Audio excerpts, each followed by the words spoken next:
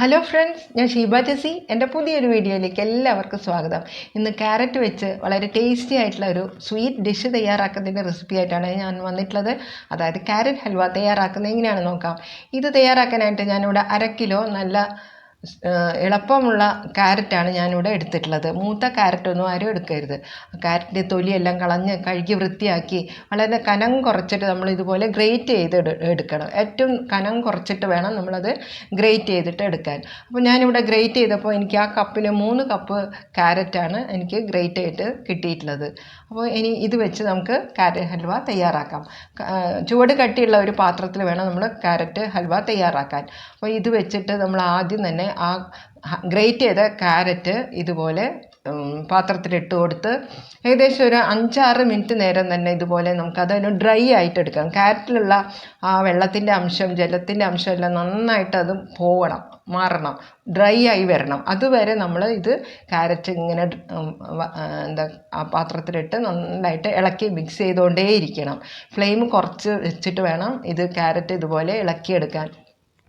കാരണം ക്യാരറ്റ് ഏതെങ്കിലും ഒരു ഭാഗത്ത് ഒന്ന് കരിഞ്ഞു പിടിച്ചു പോയാൽ ടേസ്റ്റ് മാറിപ്പോകും. അതുകൊണ്ട് ഫ്ലെയിം വളരെ കുറച്ച് വെച്ചിട്ട് ക്യാരറ്റിലെ ജലാംശം നന്നായിട്ട് മാറ്റിയെടുക്കണം. ഇനി ഇതിലേക്ക് നമുക്ക് നെയ്യ് ചേർത്ത് കൊടുക്കാം.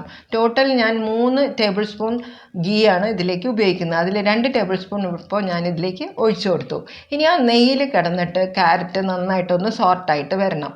അതൊന്ന് സോഫ്റ്റ് ആകുകയും വേണം. അതുപോലെ ക്യാരറ്റിൻ്റെ എല്ലാ ഭാഗത്തേക്കും ആ നെയ്യൊന്ന് നന്നായിട്ട് നമ്മൾ മിക്സ് ചെയ്തെടുക്കണം. അപ്പോൾ ഈ സമയത്ത് നമ്മൾ മീഡിയം ഫ്ലെയിമിൽ വെച്ചിട്ട് ഇതുപോലെ ഇളക്കി കൊടുത്തുകൊണ്ട് വേണം ഇത് ഉണ്ടാക്കാൻ.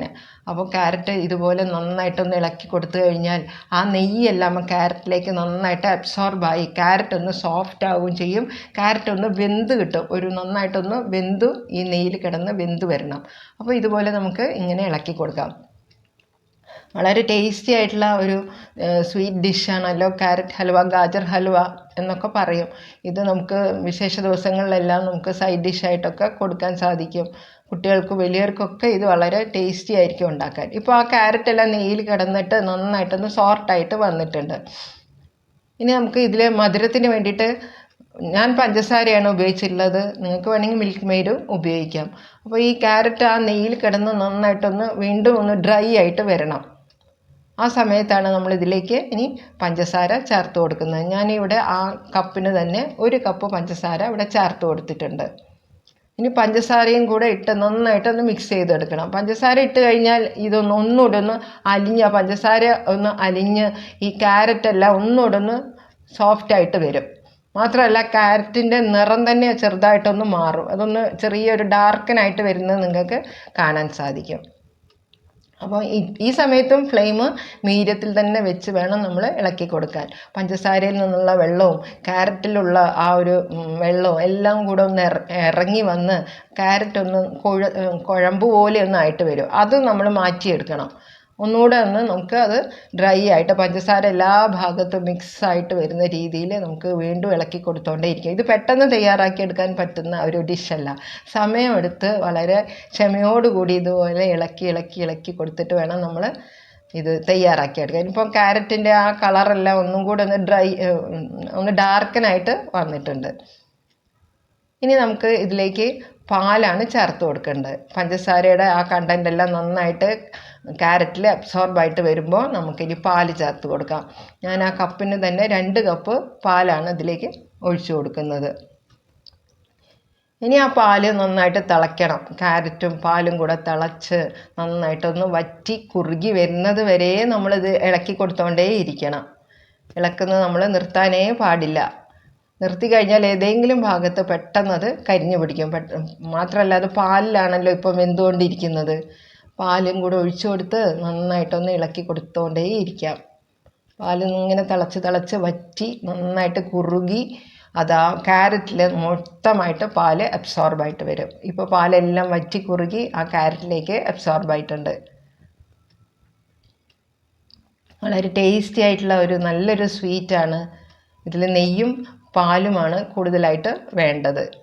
പിന്നെ ക്യാരറ്റ് സെലക്ട് ചെയ്യുമ്പോൾ നല്ല എളുപ്പമുള്ള ക്യാരറ്റ് സെലക്ട് ചെയ്യണം. ഇനി ഫ്ലേവറിനായിട്ട് ഏലക്കാപ്പൊടിയാണ് ചേർത്ത് കൊടുക്കുന്നത്. ഇനി ബാക്കിയുള്ള 1 ടേബിൾ സ്പൂൺ നെയ്യും കൂടെ അവസാനമായിട്ട് നമുക്ക് അതിലേക്ക് ഒഴിച്ചു കൊടുക്കാം. ഇനി എല്ലാം കൂടെ വീണ്ടും നന്നായിട്ടൊന്ന് നമുക്ക് മിക്സ് ചെയ്ത് എടുക്കണം. ഒരു 2-3 മിനിറ്റ് നേരം വീണ്ടും നമുക്ക് ഇളക്കി കൊടുത്തോണ്ടേ ഇരിക്കണം. ഇപ്പോൾ ക്യാരറ്റും ആ പാലും എല്ലാം മിക്സായി വന്നിട്ട് ഇപ്പോൾ ക്യാരറ്റ് ഹൽവ ഏകദേശം തയ്യാറായിട്ടുണ്ട്. ഇനി അതിലേക്ക് നമ്മൾ ചേർത്ത് കൊടുക്കുന്നത് ബദാം ചെറുതായിട്ട് പൊടിയായിട്ട് അരിഞ്ഞതാണ് ചേർത്ത് കൊടുക്കുന്നത്. പിസ്തയും കൂടെ ഉണ്ടെങ്കിൽ കുറച്ചുകൂടെ ടേസ്റ്റി ആയിരിക്കും. എൻ്റെ കയ്യിലിപ്പോൾ പിസ്ത ഇല്ലാത്തതുകൊണ്ട് ഞാൻ വെറും ബദാം മാത്രമേ ചേർത്ത് കൊടുത്തുള്ളൂ. ഇപ്പോൾ ഇവിടെ ക്യാരറ്റ് ഹൽവ തയ്യാറായി. ഇനി നമുക്ക് സെർവ് ചെയ്യാനുള്ള ബൗളിലേക്ക് ഇട്ട് കൊടുക്കാം. വളരെ ടേസ്റ്റി ആയിട്ടുള്ള ഒരു ഡിഷാണ്. കുറച്ച് സമയമെടുത്ത് വേണം ഇത് തയ്യാറാക്കാൻ. ഇനി ഇതിൻ്റെ മുകളിലായിട്ട് കുറച്ചുകൂടെ നമ്മൾ പൊടിയായിട്ട് അരിഞ്ഞ് വെച്ചിട്ടുള്ള ബദാമും കൂടെ ഇട്ട് കൊടുക്കുന്നുണ്ട്.